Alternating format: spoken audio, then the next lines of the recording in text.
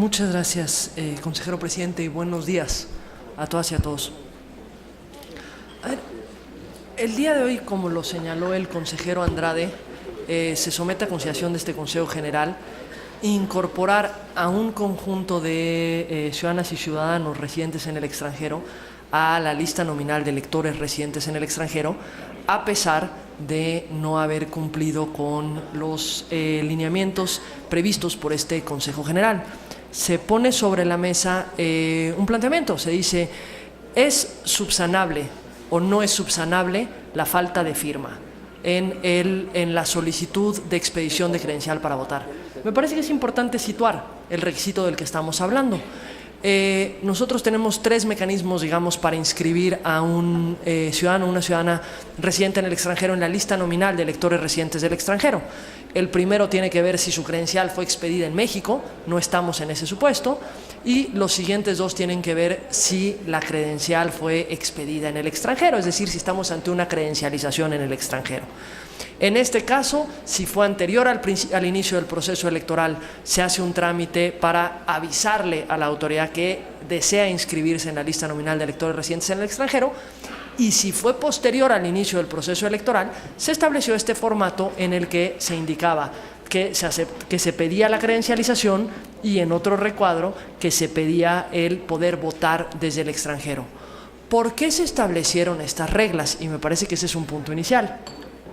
Porque la propia Ley General de Instituciones y Procedimientos Electorales señala que para que un ciudadano sea inscrito en la lista nominal de electores residentes en el extranjero, se lo debe solicitar a la Dirección Ejecutiva del Registro Federal de Electores por los medios que acuerde el Consejo General. Y estos son los medios que acordó el Consejo General. Si alguien no había firmado en su solicitud la intención de votar desde el extranjero, ¿esto era subsanable? Sí. Se estableció expresamente un procedimiento para que las ciudadanas y los ciudadanos pudiesen manifestar con posterioridad que querían votar desde el extranjero en los plazos previstos. Este procedimiento es similar a cuando se credencializó el ciudadano o la ciudadana con anterioridad al inicio del proceso electoral. Estas son las reglas que fueron establecidas por este Consejo General y que como tal, por supuesto que hacían subsanable la ausencia de firma siguiendo los procedimientos establecidos en los lineamientos aprobados por el Consejo General. Aquí lo que tenemos es un conjunto de ciudadanos y ciudadanas que no siguieron este procedimiento, es decir, cuya manifestación de voluntad de ser inscritos en la lista nominal de electores residentes del extranjero no la tenemos por alguna vía. Sí tenemos la confirmación de la credencial, pero la confirmación de la credencial no es la causa directa para subir a un ciudadano o una ciudadana a la lista nominal de electores residentes en el extranjero. Y lo pongo de una forma muy clara. ¿Qué ocurre cuando con el conjunto de ciudadanos que recibieron su credencial previo al inicio del proceso electoral y que tienen su credencial de elector emitida en el extranjero? Sin embargo, si no solicitaron ser inscritos a la lista nominal de electores residentes en el extranjero, no podrán votar desde el extranjero. Porque a diferencia de lo que ocurre con los residentes en México, que con el simple hecho de tramitar su credencial y recibir su credencial, digamos, directamente quedan integrados a la lista nominal de electores por el hecho de contar con su credencial para votar. En lo que tiene que ver con la lista nominal de electores residentes en el extranjero, se puede tener una credencial emitida en el extranjero y sin embargo no estar inscrito en la lista nominal de electores residentes en el extranjero. Son procedimientos que son distintos en términos de la ley.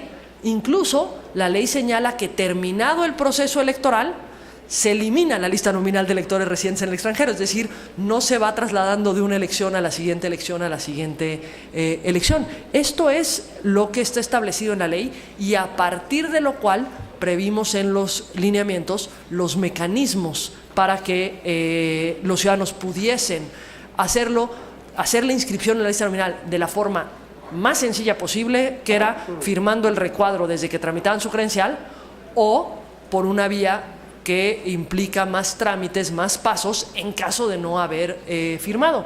Estas son las reglas que se establecieron y ahora se está proponiendo a este Consejo General que se inscriba ciudadanos que son residentes en el extranjero en la lista nominal sin que cumplan con estas estas reglas que se dieron.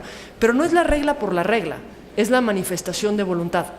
Porque la manifestación de voluntad de haber recibido la credencial no es la misma manifestación de voluntad de estar inscrito en la lista nominal de electores residentes en el extranjero. Si eso fuese así, tendríamos exactamente el mismo número de ciudadanos credencializados en el extranjero que el número de ciudadanos inscritos en la lista nominal de electores residentes en el extranjero, cuestión que no ocurre. El número de ciudadanos que se han credencializado es mayor al número de ciudadanas y ciudadanos que están inscritos en la lista nominal. Precisamente por esto yo no acompañaré la propuesta que nos formula la Comisión del Registro Federal de Electores. Entiendo la preocupación en torno a generar las mejores condiciones para los ciudadanos y ciudadanas residentes en el extranjero. Pero la manifestación de voluntad es un requisito que está establecido en ley y es un requisito que nosotros establecimos el procedimiento en los propios lineamientos que se aprobaron y que fueron materia de bastante discusión en cuanto a cómo facilitar el trámite a los ciudadanos residentes en el extranjero, y este fue el mejor procedimiento que pudimos consensar para que fuera el procedimiento más sencillo y garantizara de la mejor forma los derechos.